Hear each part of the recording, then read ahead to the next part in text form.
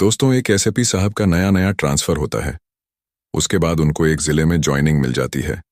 Joining लेने के बाद वह सोचते हैं कि क्यों ना अपने रिश्तेदारों से मिल लिया जाए, क्योंकि दोस्तों, इसी ज़िले में उनके रिश्तेदार रहा करते थे, जो उनकी पोस्टिंग शहर से 60 किमी दूर रहते थे।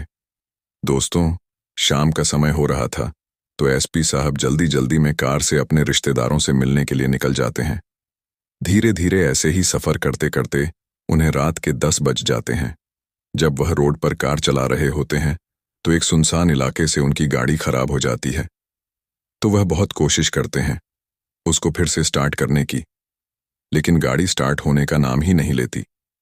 फिर वह इधर उधर देखते हैं कि शायद कोई आदमी मिल जाए जिससे वह मदद मांग सके।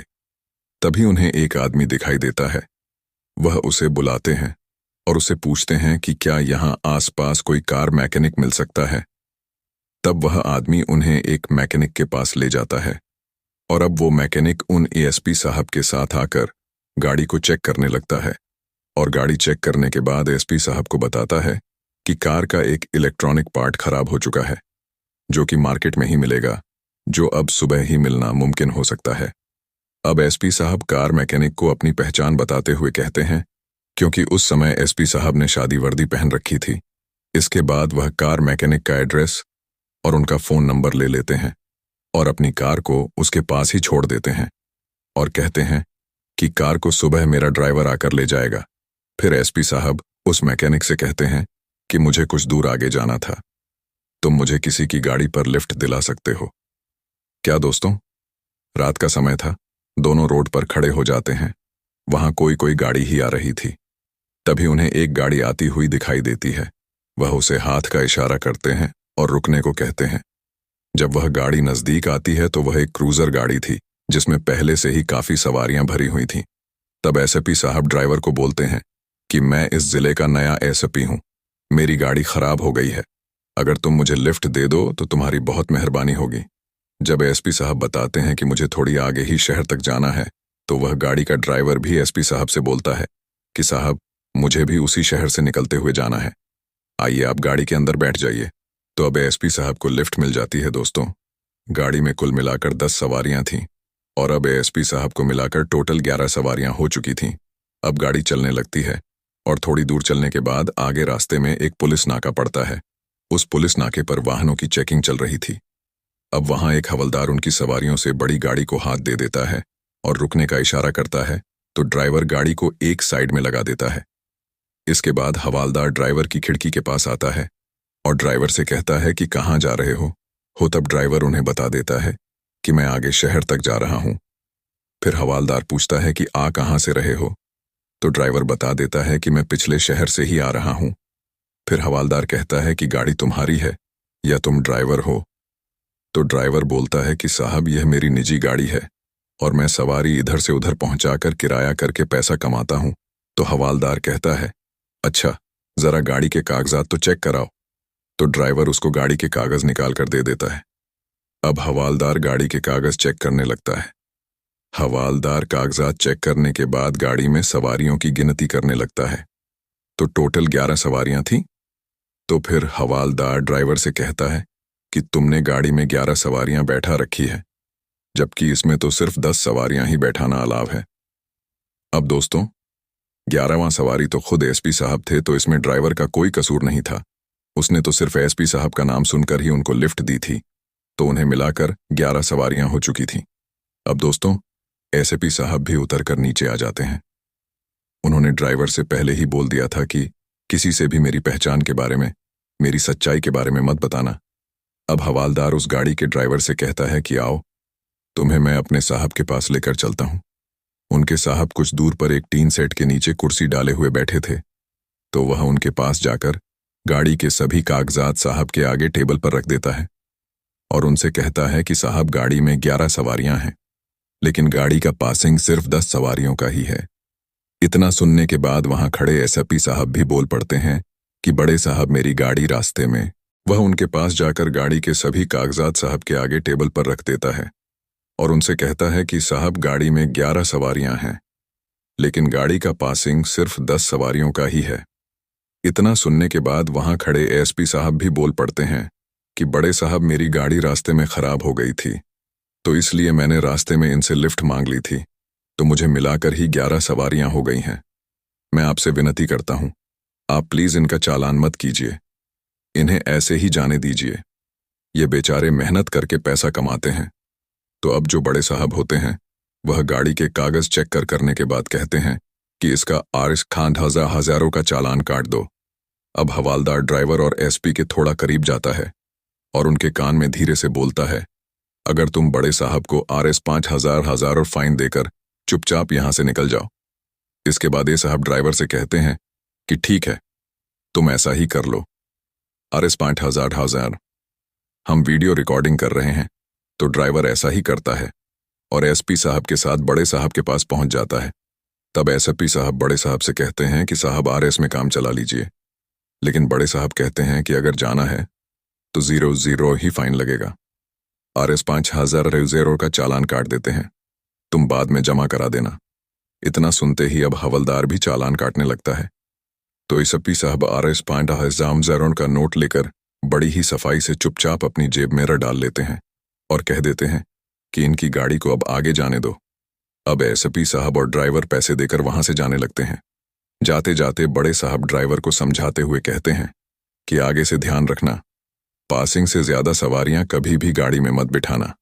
अब ड्राइवर अपनी गाड़ी के पास जाने लगता है, लेकिन एसपी साहब उसे रोक लेते हैं। फिर वह बड़े साहब से कहते हैं कि सरकार ने तुम्हें यहां जनता की सेवा के लिए रखा है, लोगों को परेशान करने के लिए नहीं। तुम ये फाइन नहीं बल्कि रिश्वत ले रहे हो। पता नहीं आज तक तुमने कितनी रिश्वत ली होगी। तुम लोगों को बेवजह परेशान करते हो। जब यह बात बड़े साहब सुनते हैं तो उन्हें गुस्सा आ जाता है। वह हवालदार से कहते हैं कि यह लोग ऐसे नहीं मानने वाले, इनका इलाज करना ही पड़ेगा। चलो अब इनका चालान काट दो। तो ड्राइवर कहता है कि बड़े साहब हमने तो रैस 5,000 और भी जाएंगे और तुम्हारा चालान भी बनेगा। तो इस पर एसपी साहब कहते हैं कि तुम्हारे जैसे पुलिस वालों को सस्पेंड कर देना चाहिए जो इतनी रिश्वत लेते हैं और जनता को बेवजह परेशान करते हैं। अब यह बात सुनकर बड़े साहब का गुस्सा 7वें आसमान पर पहुंच जाता है, तो वह खड़े हो जाते हैं और एसपी साहब का कॉलर पकड़ने लगते हैं।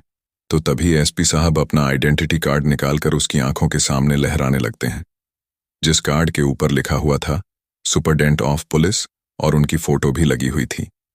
जैसे ही बड़े साहब यह आइडेंटिटी कार्ड देखते हैं तो एकदम से उनके चेहरे का रंग उड़ जाता है और उनके पैरों तले मानो जमीन ही खिसक गई हो। अब डरते डरते वह एसपी साहब को सैल्यूट मारते हैं। जब बड़े साहब सैल्यूट मार रहे थे तो सभी पुलिस वाले एसपी साहब को सैल्यूट मारने लगते हैं। अब बड़े साहब और सभी पुलिस वालों को पता चल गया था कि यह जिले के नए एसपी साहब आए हैं, इसलिए वह बहुत ज्यादा डर गए थे कि अब हमारा क्या होगा। अब वह सभी हाथ जोड़कर खड़े हो जाते हैं और रोने गिड़गिड़ा नहीं लगते हैं। एसपी साहब से कहते हैं कि सर, हमें माफ कर दीजिए, आगे से हम ऐसी कोई गलती नहीं करेंगे। हम अपने बच्चों की कसम उठाते हैं, अगर आगे से हमने कुछ ऐसी रिश्वत ली तो दोस्तों, टाइम काफी हो चुका था। क्रूजर की सभी सवारियां भी वहां आ गई थीं और सभी लोग यह नजारा अपनी आंखों से यह तमाशा देख रहे थे। तभी उन सवारियों में से एक सवारी बोलती है कि साहब, इन्होंने बहुत लौट मचा रखी है, ये गरीबों को बहुत ज्यादा परेशान करते हैं। यह लोग किसी को भी खाली हाथ नहीं जाने देते, हर एक से यह रिश्वत लेते हैं, चाहे कागज पूरे हो तब भी ये लोग रिश्वत ही मांगते हैं। कागजों में कोई ना कोई कमी निकाल देते हैं और फाइन का नाम लेकर बस इनको तो पैसे ही चाहिए होते हैं। तब एसपी साहब कहते हैं कि सुन लो अपने कानों के पर्दे खोलकर, कैसे तुमसे यह आम जनता दुखी है। अब ड्राइवर भी बोल पड़ता है कि हमारे यूनियन के ड्राइवर बता रहे थे कि इन्होंने उनसे भी बेवजह रिश्वत ली है। ये हर बार उनको रोकते हैं और कुछ ना कुछ पैसे उनसे ऐंठ लेते हैं। वो भी इन लोगों से बहुत ज्यादा परेशान हो चुके हैं। सर, आप इनको माफ मत करना, इनको ऐसे ही मत छोड़ना। इन्होंने लोगों को बहुत ज्यादा परेशान किया हुआ है। जब लोग इतना बोलने लगते हैं तो एसपी साहब कहते हैं कि अब बताओ मैं तुम्हें कैसे छोड़ दूं। तुम्हें लोगों की सेवा करने के लिए रखा गया है और तुम लोगों को लूट रहे हो। तब एसपी साहब उन पर एक्शन लेते हुए उन सभी को सस्पेंड कर देते हैं और अपने बड़े अधिकारियों को सूचित कर देते हैं और वहां पर नया स्टाफ तैनात करने के लिए बोलते हैं। इसके बाद वो क्रूजर वाले के साथ अपने रिश्तेदारी में चले जाते हैं और सुबह अपने ड्राइवर को अपनी गाड़ी लाने के लिए भेज देते हैं और खुद जिला मुख्यालय में आ जाते हैं। अब वहां से अपनी सरकारी लाल बत्ती वाली गाड़ी में बैठकर उसी क्रूजर ड्राइवर के पास जाते हैं, उनकी यूनियन से मिलते हैं और वहां ड्राइवर का बहुत धन्यवाद करते हैं कि तुमने रिश्वतखोर पुलिस वालों को पकड़वाने में मेरी बहुत सहायता की है और साथ ही मैं तुम्हें धन्यवाद करता हूं कि तुमने मुझे जरूरत के समय लिफ्ट दी थी। अब वह सभी ड्राइवरों से कहते हैं कि अगर तुम्हें कभी भी मेरी जरूरत पड़े तो मुझे जरूर बताना। कोई भी नाके वाला, कोई को भी पुलिस वाला तुमसे रिश्वत मांगे तो मुझे कॉल करना, मैं जरूर तुम्हारी मदद करूंगा। इसके बाद वह उनको अपना नंबर देते हुए नसीहत भी करते हैं कि आप लोग भी पूरी एहतियात से गाड़ी का परमिट कराकर ही गाड़ी को रोड पर चलाया करो। अब इसके बाद उन ड्राइवर को जब भी जरूरत पड़ती थी वह एसपी साहब को फोन कर देते थे। एसपी साहब तुरंत कार्रवाई करते थे। अगर वह खुद नहीं जा पाते थे तो वह अपने स्टाफ में से किसी को भेज देते थे।